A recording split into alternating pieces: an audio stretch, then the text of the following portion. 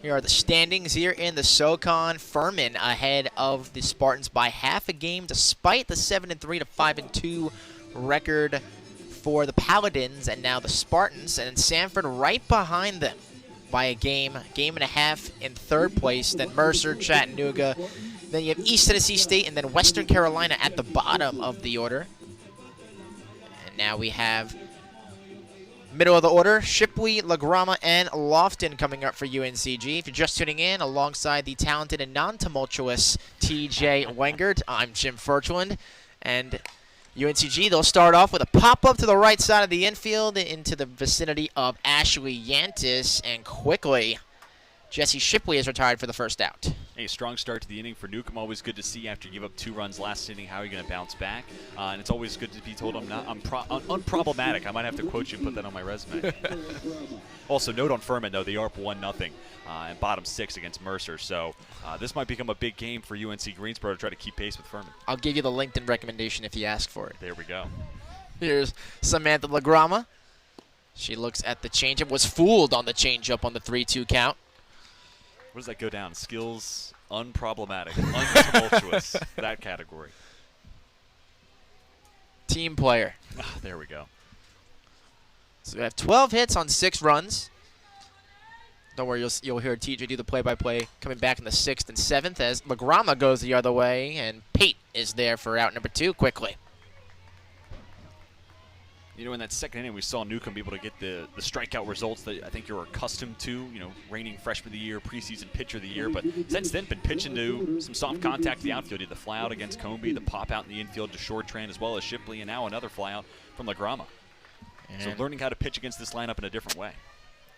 Here's Lofton, who has a single to center back in the second inning. All 4 hits, 3 singles to center. Maxwell, Chartrand, and Lofton. Then you have the 2-run homer that cleared the bags for Blake Batten.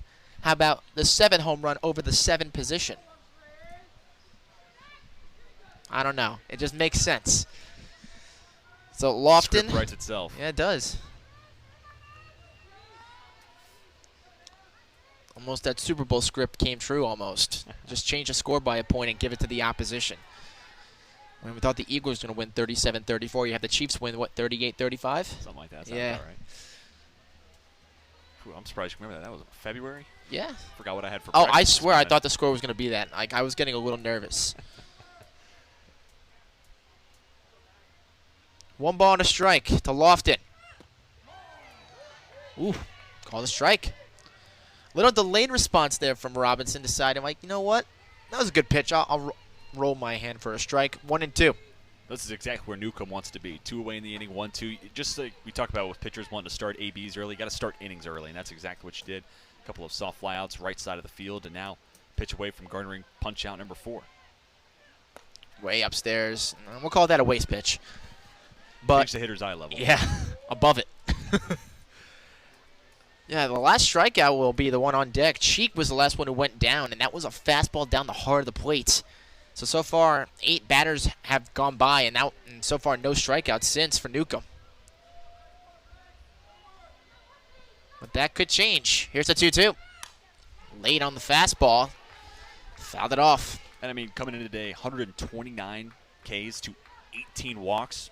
Astronomical type of production, but it's great to see a young player be able to pitch in a different type of game script, and that's exactly what we've seen today. And it goes to show why she was picked for the preseason pitcher of the year in the SoCon. And 2.03 ERA through north of 138 innings tossed. Yeah, I'd say she's lived up to that expectation. That's a lot of effort. 2-2. Another foul ball. Stretched out. Might have hit the outside corner, but Lofton decided to lunge at it and was able to make contact, but we'll have it to do it again. Well, these two had a great battle the last time they were up, and Lofton ultimately wins the war and gets the single, but getting to see it one-on-one again. And same thing with Jaden Cheek. She ultimately went down on strikes, but 7-8 hitters giving Newcomb some, giving a fight.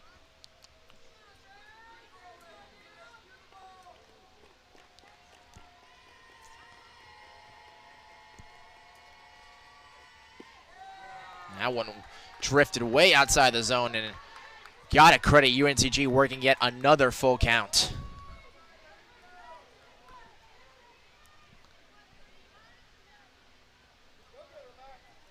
About 6 hits for Samford in that 3rd inning. Payoff to Lofton. Fouls off yet another. 15 batters faced already for Newcomb. 3 strikeouts, 4 hits, 2 earned runs, including that 1 loud home run from Batten. Well, that 3rd inning is where all the offense has come. You talked about it. 6 of the 8 hits for Samford in the 3rd inning and all 4 runs, and then 2 of the 4 hits today for Greensboro in the 3rd inning, and of course, both of their runs so far. Do 3-2 again. 8th pitch of the AB. And gets Lofton swinging. 4th strikeout for Newcomb, and that will end the 4th inning as we head into the 5th. The Bulldogs up 4-2 on the Spartans.